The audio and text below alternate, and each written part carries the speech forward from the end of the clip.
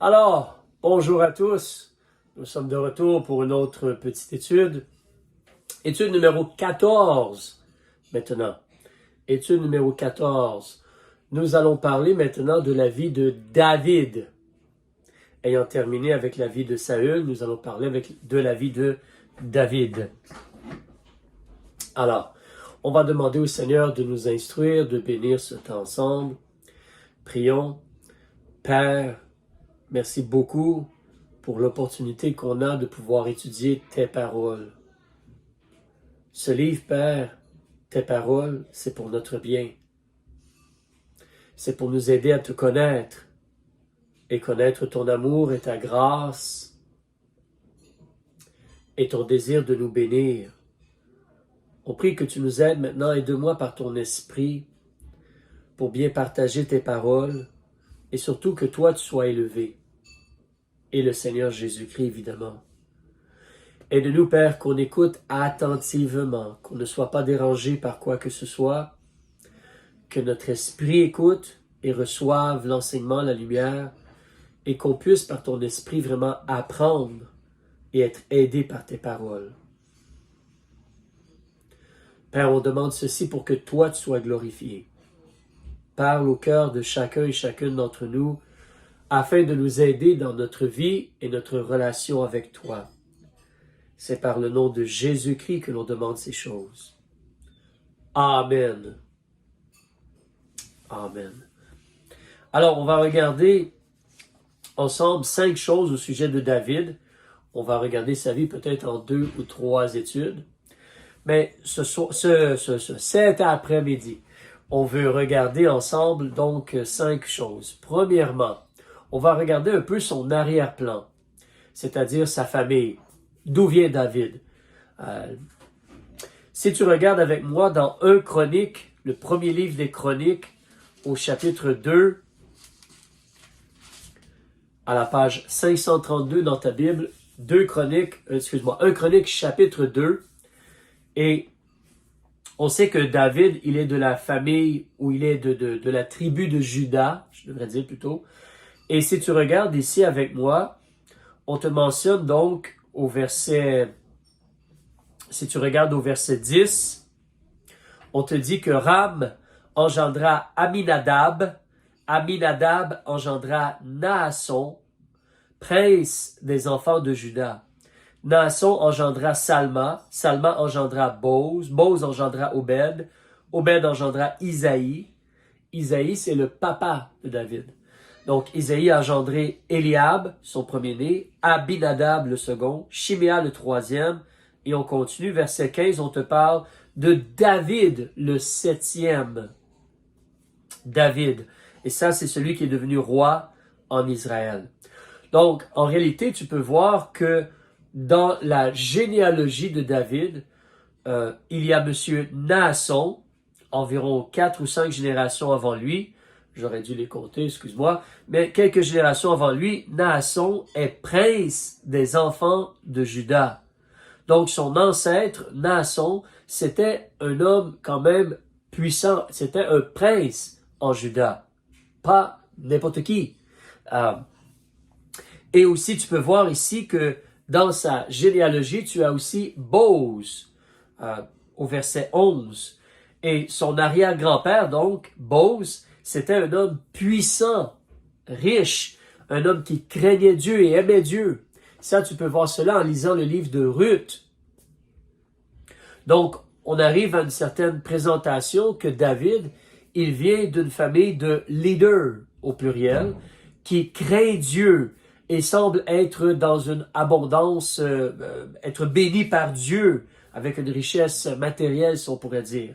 Mais David vient d'une famille de leaders, donc. Il vient de la tribu de Juda, mais spécifiquement en Juda même, d'une généalogie de gens qui étaient des princes ou des hommes puissants et riches. C'est bon aussi de noter, si tu avances avec moi, et non recule, en Matthieu chapitre 1, toujours dans la généalogie de David, Matthieu chapitre 1,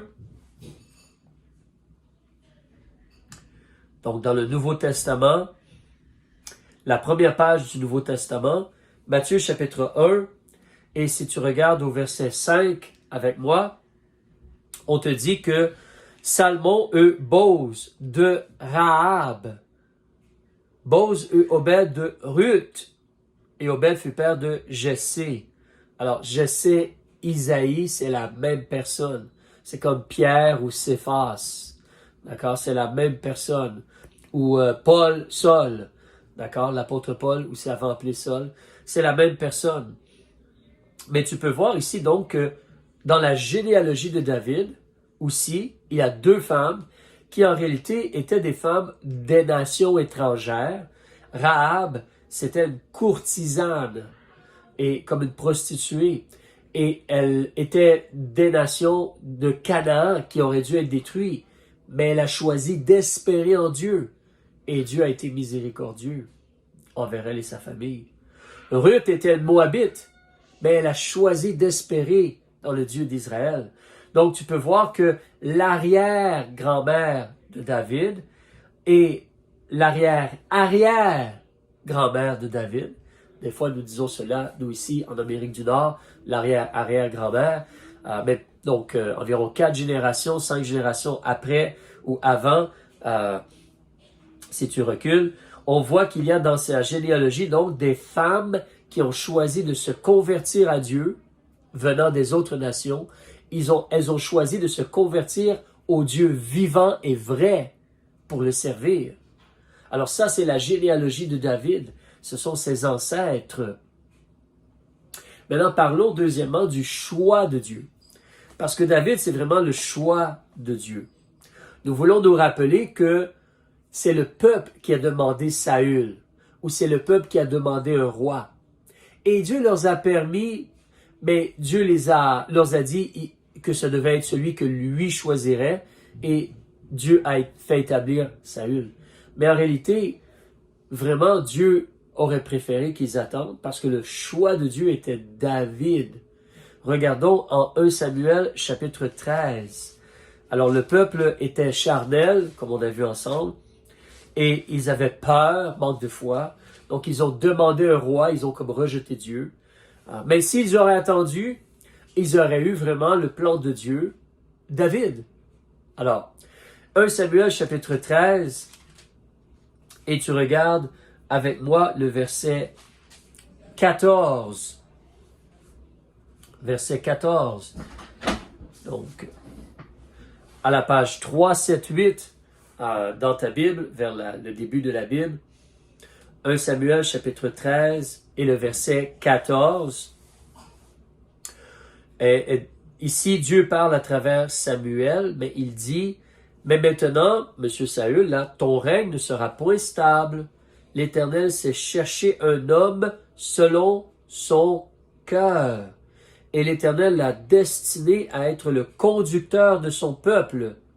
Parce que toi, Saül, tu n'as point gardé ce que l'Éternel t'avait commandé. » Mais la déclaration de Dieu, c'est « J'ai cherché un homme selon mon cœur. » Un homme selon mon cœur qui va faire mes volontés en rapport avec Israël, le monde et tout cela. On va parler plus de cela dans les futures leçons. Mais Dieu appelle David un homme selon son cœur. La même chose est mentionnée en réalité dans le livre Actes des Apôtres, dans le Nouveau Testament. Paul fait mention un peu de ceci, probablement ayant le verset en tête. 13, Actes chapitre 13.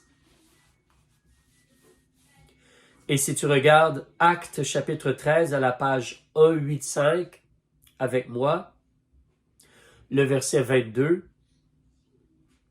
on te dit que Dieu a rejeté donc Saül, leur suscita David pour roi, auquel il rendit ce témoignage, en disant, « J'ai trouvé David, fils de Jessé, homme selon mon cœur, qui accomplira toutes mes volontés. » Donc, quand Dieu parle comme cela, c'est assez particulier et spécifique. Là, c'est une expression vraiment spéciale.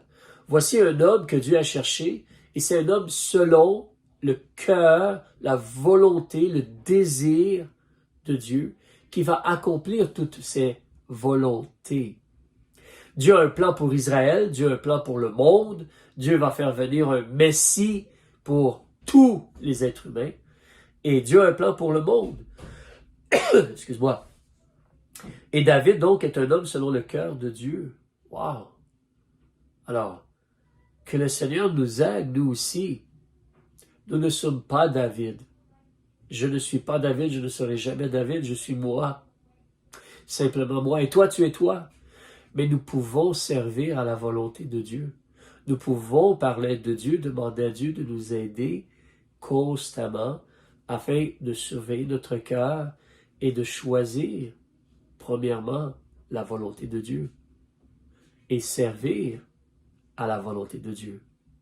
Nous pouvons choisir de devenir une personne, un homme ou une femme, qui est quelqu'un qui veut la volonté de Dieu, qui a un cœur comme Dieu veut qu'on ait.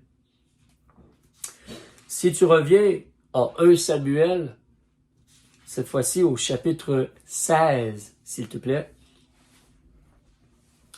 page 383, on va regarder le premier verset. L'Éternel dit à Samuel, « Jusqu'à quand pleureras-tu sur Saül, puisque je l'ai rejeté, afin qu'il ne règne plus sur Israël?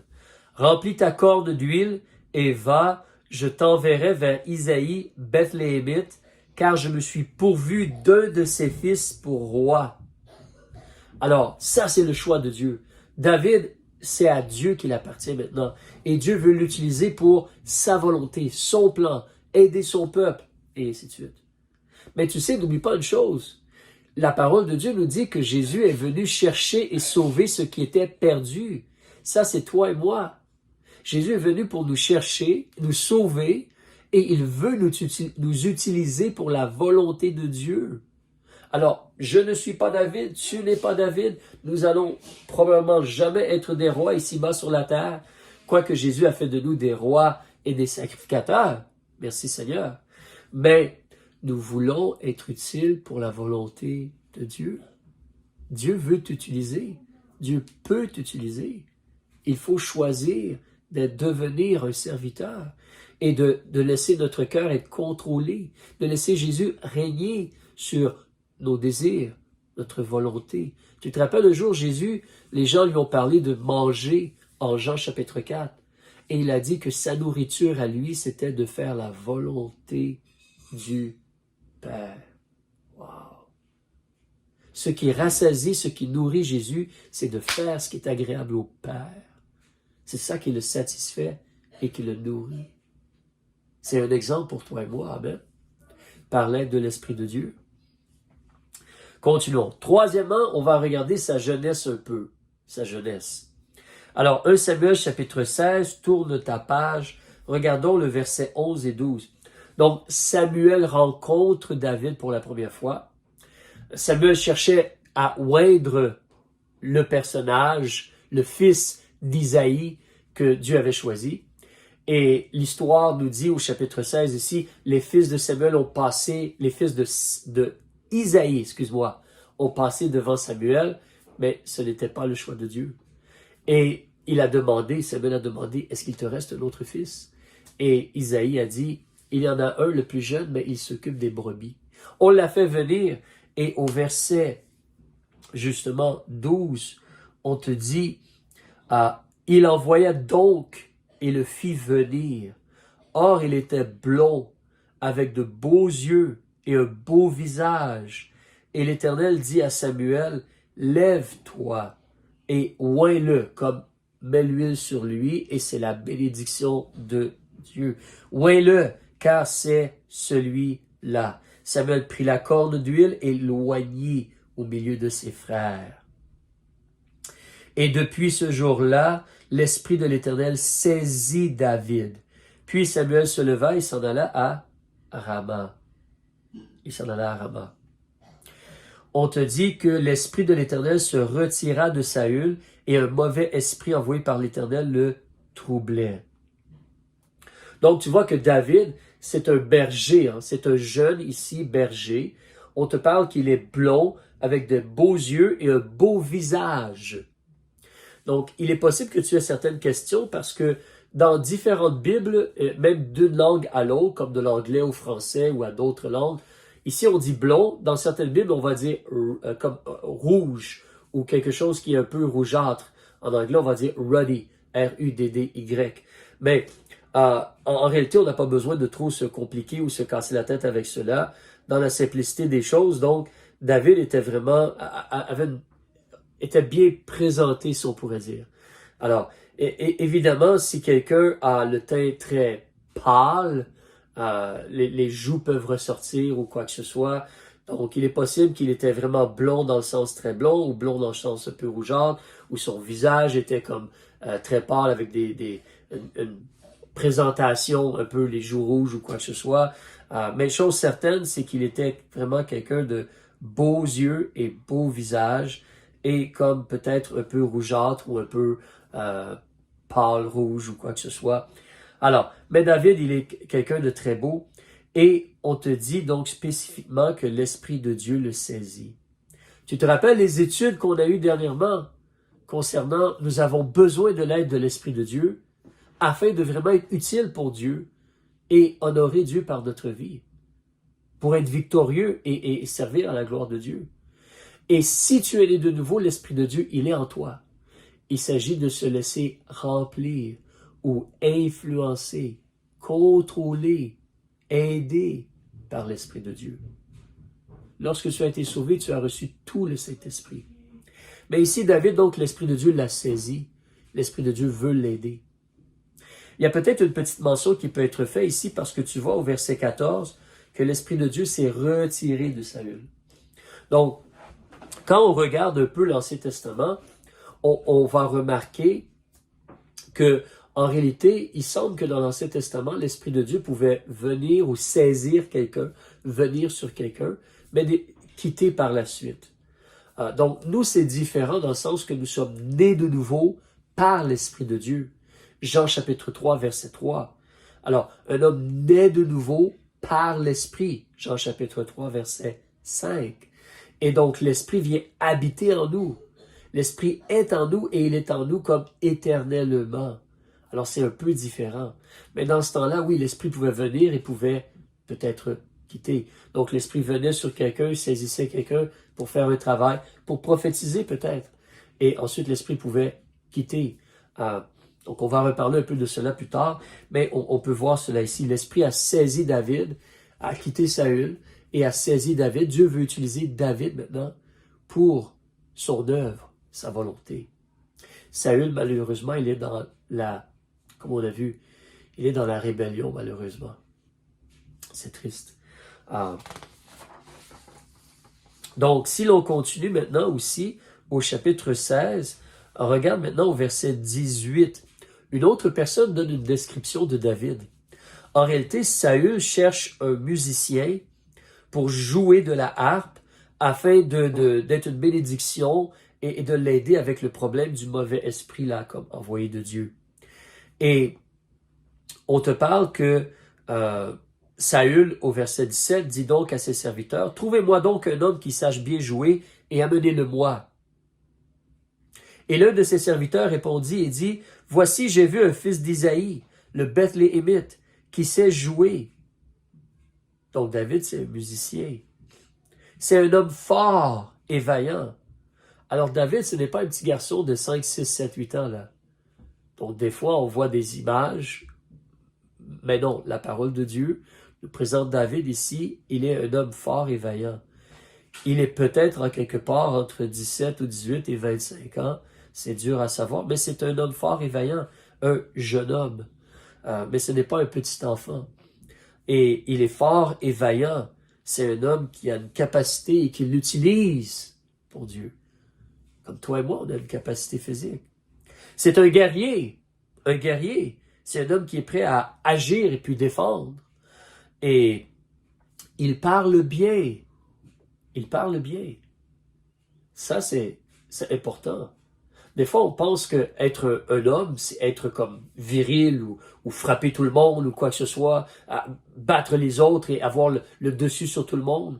Mais non, en réalité, être un homme, c'est être capable de faire ce qu'on a à faire, de montrer l'exemple et de contrôler sa bouche et contrôler son corps et les utiliser pour la gloire de Dieu. Oh. Donc David, c'est un homme qui parle bien. C'est un bel homme, ça on l'a déjà vu. Et on te dit que l'Éternel est avec lui. Donc, l'Éternel est vraiment avec David.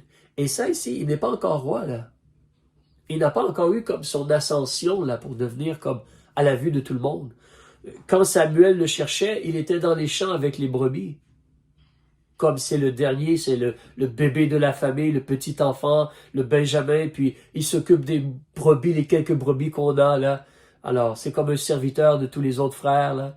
Donc, je sais pas si toi, tu peux voir cela, mais quand tu es le dernier dans la famille, hein, c'est un peu particulier des fois comment les autres frères et sœurs plus âgés vont agir envers toi. Mais, il n'est pas encore, il n'a pas eu son ascension encore. Mais Dieu est avec lui, on te dit. Dieu est avec lui.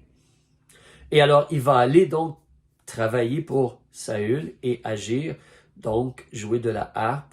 Même il va devenir, comme au verset 21, tu peux voir, il va devenir l'écuyer de Saül. On va reparler plus de ces choses-là, mais il va devenir l'écuyer de Saül. Aussi, si tu regardes au chapitre 17 avec moi, concernant encore le personnage de David, tu veux remarquer aussi que quand tu lis l'histoire de David, donc là, je t'encouragerais à lire la fin de le premier livre de Samuel, même le second livre de Samuel, de lire ces livres-là. Puis tu vas voir que David est présenté comme un jeune homme très, un jeune homme soumis et obéissant. Alors, des fois, lorsqu'on arrive vers 15, 16, 17, 18 ans, on pense qu'on est maintenant un adulte et personne ne devrait nous dire quoi faire. Alors, c'est nous qui décidons, puis nous savons comment gérer les choses, puis... Mais non, en réalité, à cet âge-là, on est en formation pour être un adulte mature et fiable. C'est pourquoi, lorsqu'on est jeune, c'est important d'apprendre à être soumis et être des gens qui vont suivre, servir et être soumis. C'est important, cela. Donc, David est un jeune homme présenté comme cela dans les écrits de Dieu. Son père lui dit de faire des choses, il les fait. Saül lui demande de faire des choses, il les fait. Alors, il est un serviteur. Mais regarde au verset 20. On te dit que David se leva donc de bon matin, laissa les brebis à un gardien, prit sa charge et s'en alla comme son père lui avait commandé, et arriva au retranchement. Ce qui se produit, c'est qu'Israël est sorti en bataille, et 3 des frères de David ont été, ils étaient plus vieux. David n'a pas été à ce moment-là. Mais sur le champ de bataille, il y a justement le Philistin, Goliath, qui se présente et pendant 40 jours, il lance un défi à Israël. Donnez-moi un homme et on va se battre. Comme moi, je suis le champion des Philistins. Donnez-moi votre champion, on va se battre. Et celui qui va remporter la victoire, eh bien, l'autre armée va devenir son ennemi, ses esclaves, ses serviteurs. Parce qu'on va avoir remporté la victoire. Mais aucun des hommes d'Israël, vous vous rappelez, on a vu l'autre fois, aucun des hommes d'Israël, verset 11 du chapitre 17. Saül et tous les Israélites, ayant entendu ces paroles du Philistin, furent effrayés et eurent une fort grande peur. Donc, aucun des hommes d'Israël n'était prêt à aller pour faire la guerre à Goliath. Mais le papa de David, donc Isaïe, envoie David avec du pain et du fromage rôti, et ainsi de suite, et des fromages. Ça, tu vois cela au verset 17 et 18, si tu veux les regarder avec tes yeux. Mais donc, Isaïe envoie le plus jeune de ses garçons pour avoir des nouvelles de ses 3 fils sur le champ de bataille et apporter de la nourriture, des cadeaux. Et David, donc, il se lève, il va obéir à son père. Mais il a une responsabilité de s'occuper des brebis. Donc, il est responsable déjà à un jeune âge. Il s'assure de laisser les brebis à un gardien. Et là, il va aller. Donc, il agit pour prendre soin des brebis. Et il arrive là-bas. Et tu peux voir aussi au verset 22, quand il arrive, qu'est-ce qu'il fait? Il se décharge de son fardeau, donc les choses qu'il apporte. Il laisse cela entre les mains de celui qui gardait les bagages, là. Le bagage. Donc, il est responsable à un jeune âge et comprend la responsabilité des choses. Il y a ici des choses que je dois apporter, je les laisse entre les mains de quelqu'un qui garde cela. Les brebis, on s'assure que quelqu'un s'en occupe. Puis là, on peut faire les tâches qu'on nous demande de faire. On est capable de faire plus qu'une tâche. Avec l'aide de Dieu et avec l'aide des gens, des fois. Mais il faut être mature et responsable. C'est important. Saül, vous vous rappelez, quand on cherchait à établir un roi, où est-ce que Saül était? Pas très responsable, hein? Il se cachait dans les bagages. Mais David, on le présente comme quelqu'un qui est responsable avant d'être roi. Donc, pendant que tu es jeune, tu veux être utile pour Dieu. Apprends à être responsable, à prendre tes responsabilités et à être fidèle, être trouvé fidèle. Et Dieu veut et peut t'utiliser. Donc, on continue aussi, regardez au verset 34 et 36, tu peux voir comment David, qui s'occupait des brebis, il a eu des situations. Verset 34 du chapitre 17, David explique à Saül, parce que là, il veut aller se battre contre Goliath. Et il explique à Saül qu'il peut y aller. Parce que, entre autres, quand moi, ton serviteur, là, David, je m'occupais des brebis, je paissais les brebis de mon père, il venait un lion ou un ours qui voulait un repas, une brebis facile à manger, facile à attraper. Il venait un lion ou un ours qui emportait une brebis du troupeau, mais je sortais après lui, je le frappais, peut-être avec son bâton plus, là, je le frappais et j'arrachais la brebis de sa gueule. Et quand il se levait contre moi, je le saisissais par la mâchoire, je le frappais et je le tuais. Ton serviteur a tué et le lion et l'ours. Oh. Mais tu vois, David, qu'est-ce qu'il a fait quand ses brebis étaient en danger? Il les a défendus, comme on dit, bec et ongle. Il les a défendus. Il a tout fait pour essayer de les protéger et les défendre, au péril de sa vie à lui. C'est particulier. David est un jeune homme, très responsable et très appliqué. Évidemment, pour faire cela, qui était avec lui? Ouais, on a déjà vu, hein, l'Éternel était avec lui. Et là, l'Esprit de Dieu l'a saisi, avant quand il a été loin. Et là, il va aller se battre contre Goliath. D'accord. Là, on va parler donc en quatrième lieu de son ascension. Son ascension. C'est-à-dire comment il est devenu il a monté, puis il est devenu à la vue de tout le monde, là, puis après ça, il va devenir roi. Mais, donc, on te dit que il y a son combat contre Goliath. Alors, je t'encourage, si tu n'as jamais lu, à lire 1 Samuel, chapitre 17, un des chapitres préférés de tous les garçons. Alors, 1 Samuel, chapitre 17, eh bien, trois petites choses à réaliser dans ceci, là, rapidement. Donc, on sait David a vaincu Goliath. Mais trois petites choses à réaliser. David, premièrement, a réalisé le besoin. Il fallait agir. Saül, qui était le chef, il tremblait. Plutôt que d'espérer en Dieu et de réaliser, il faut faire quelque chose. Il n'a rien fait. Les autres soldats, même le chef de l'armée, M. Abner, où était-il? Mais David a réalisé le besoin, lui. Et il a réalisé le besoin d'agir maintenant. 1 Samuel, chapitre 17, regarde verset 26. David, il a parlé aux gens qui étaient avec lui et leur dit, « Que fera-t-on à l'homme qui aura tué ce Philistin, qui aura ôté l'opprobre, la honte de dessus Israël? Car qui est ce Philistin, cet incirconcis, pour insulter les armées du Dieu vivant? Voyons donc, pourquoi on le laisse faire ce qu'il fait, celui-là? Qui est-il, ce Philistin-là? Nous, on est le peuple de Dieu, là, ici. » Et le peuple lui répéta ces mêmes paroles et lui dit, « C'est là ce qu'on fera à l'homme qui l'aura tué. Le roi va exempter la maison, puis tout cela, là, des taxes, affranchir la maison des taxes. » Donc, on te dit au verset 28, Eliab, son frère aîné, entendit qu'il parlait à ses hommes. « Oui, Eliab, pourquoi toi tu ne vas pas, Eliab, le frapper, là, le battre? » Mais Eliab, sa colère s'est embrassée contre David. Et il lui a dit, « Pourquoi es-tu descendu? Et à qui as-tu laissé ce peu de brebis au désert? Je connais ton orgueil et la malice de ton cœur. Tu es descendu pour voir la bataille, hein? Comme tous les jeunes hommes veulent voir des combats, puis tout, là. » Et David lui répond simplement, « Qu'ai-je fait maintenant? Ne ce pas une simple parole? lui, il a dit une parole. Est-ce qu'on ne doit pas agir, nous? Y a-t-il pas une cause, une raison d'agir? Moi, j'ai dit qu'il faudrait aller se battre contre lui. Pourquoi tu es contre moi dans cela, là? Il faudrait agir puis aller vaincre ce monsieur-là. C'est assez qu'il insulte le peuple de Dieu et qu'il veuille faire mal à notre peuple. Il faut l'abattre. Il faut défendre notre peuple par la puissance de Dieu. Alors, il voit la cause, il voit le besoin. Et tu vois, toi et moi, présentement, nous ne sommes pas David. Il n'y a pas de Philistin à abattre. Mais il y a un combat très sérieux. C'est pour le salut des âmes autour de toi et le bien-être des frères et des sœurs.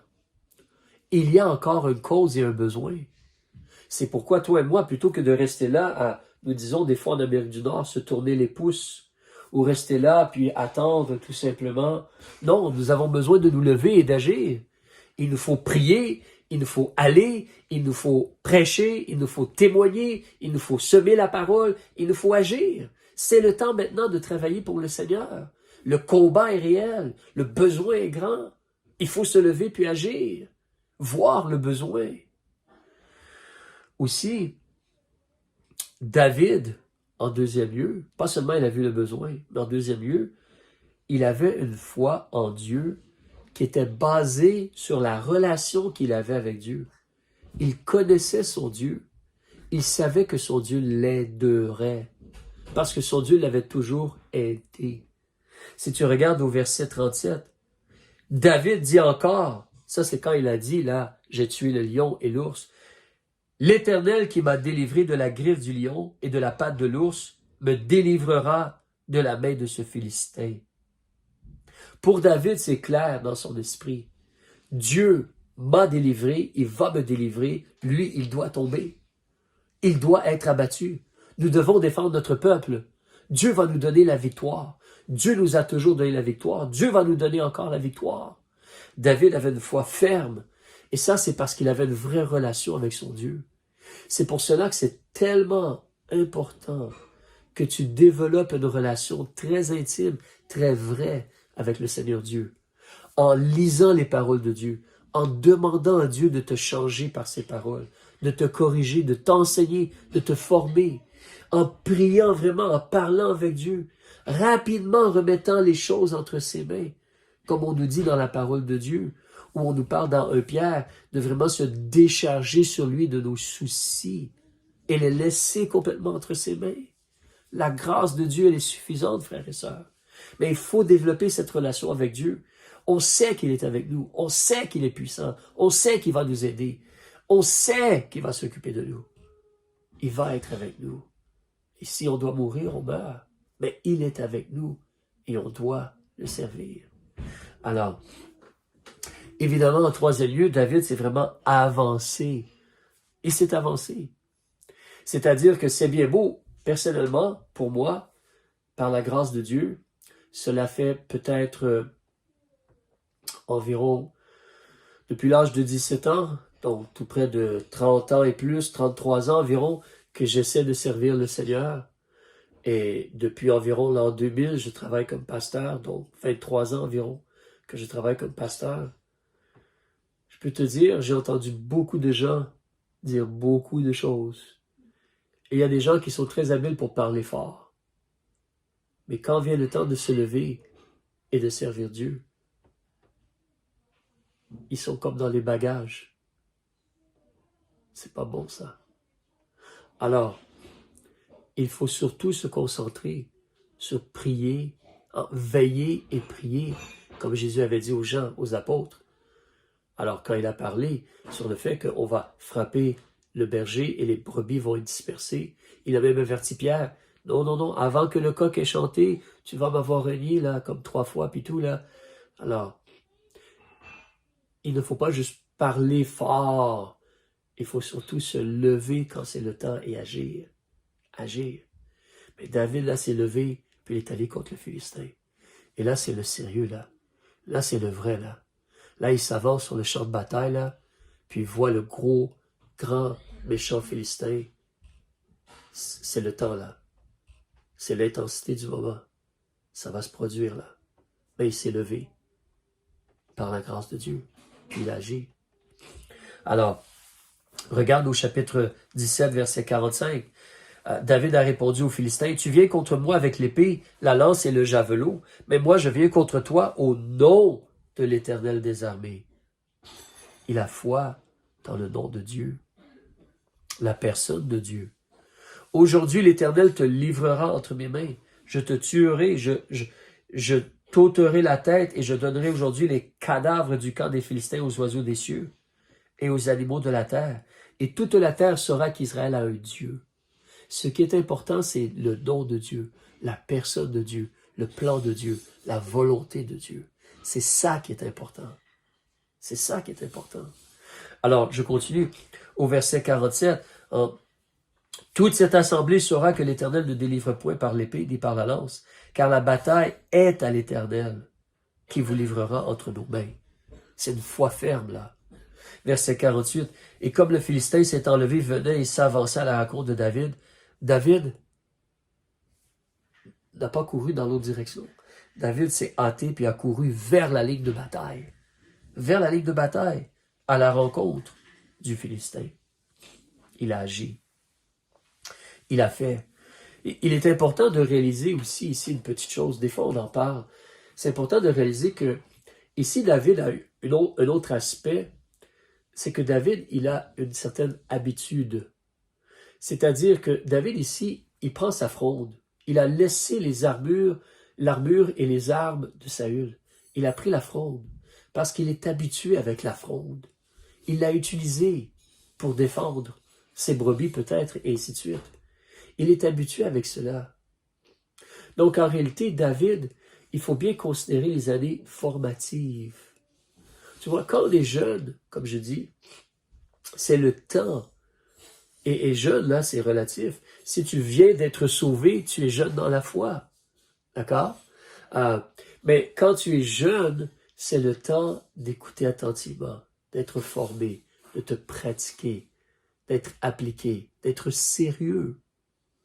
Ce qui se produit des fois quand on est jeune, c'est qu'on est porté à s'amuser, à découvrir, à faire un peu ce qu'on veut. C'est pas la chose à faire. Je comprends un peu cela parce que j'ai déjà été jeune. J'ai déjà été jeune aussi. Mais je peux vous dire, c'est tellement important pendant que vous êtes jeune de laisser Dieu vous former, d'être sérieusement appliqué à apprendre et à être prêt ensuite pour le jour où tu vas devoir te battre. Tu vas devoir te défendre. Tu vas devoir agir par la foi. Alors c'est la formation. La formation. Donc, on a vu 4 choses à date. On va attendre pour le reste, la 5e, on va le garder pour la prochaine étude. Mais on va avoir une petite conclusion. Je veux te parler un peu. Viens avec moi dans le livre des Proverbes. On va terminer avec cela. Parce que n'oublie pas, ce qu'on a vu, c'est vraiment comment David, c'est un homme selon le cœur de Dieu. Donc ici, là, c'est le cœur. Le cœur, c'est tes choix. C'est toi qui choisis, c'est ta volonté, c'est ce que tu veux. N'oublie pas, il y a le danger de la convoitise. Vouloir la mauvaise chose. Mais qu'est-ce que tu veux? Proverbe chapitre 2, s'il te plaît. Page 795, Proverbe chapitre 2, en terminant. On te dit au verset 1 et 2, « Mon fils, si tu reçois mes paroles et si tu conserves avec toi mes commandements, tellement que tu rendes ton oreille attentive à la sagesse et que tu inclines ton cœur, là, tu penches ton cœur. Ton cœur, là, c'est le vouloir. Tu inclines ta volonté, donc, à l'intelligence, les vérités de Dieu. Tu tournes la page, regarde au chapitre 4, verset 3. « Quand j'étais encore enfant, près de mon père, tendre et chéri auprès de ma mère, il m'enseignait et me disait que ton cœur retienne mes paroles. Garde mes commandements et tu vivras. » Verset 23, excuse-moi. Chapitre 4, verset 23. « Garde ton cœur plus que toute autre chose qu'on garde, car c'est de lui que procèdent les sources de la vie. » Surveille ton cœur pendant que tu es jeune et en tout temps. Surveille ton cœur. pour décider d'avoir, de préserver, de conserver un cœur selon le cœur de Dieu pour le servir. N'oublie pas, Jésus a dit, dans le plus grand commandement, aimer le Seigneur ton Dieu de tout ton cœur, toute ta force, toute ta pensée, toute ton âme. Et Jésus a dit, si vous m'aimez, c'est une question de cœur. Si vous m'aimez, gardez mes commandements. Nous ne sommes pas David, mais nous pouvons servir à l'œuvre de Dieu et être agréable à Dieu et être une bénédiction pour les gens autour de nous si on choisit d'avoir un cœur comme la volonté, un cœur comme Dieu, un cœur qui veut la volonté de Dieu. Alors, que le Seigneur vous bénisse, passez une excellente semaine et Dieu voulant, on se revoit la semaine prochaine, sinon avant au ciel. Amen. Au revoir.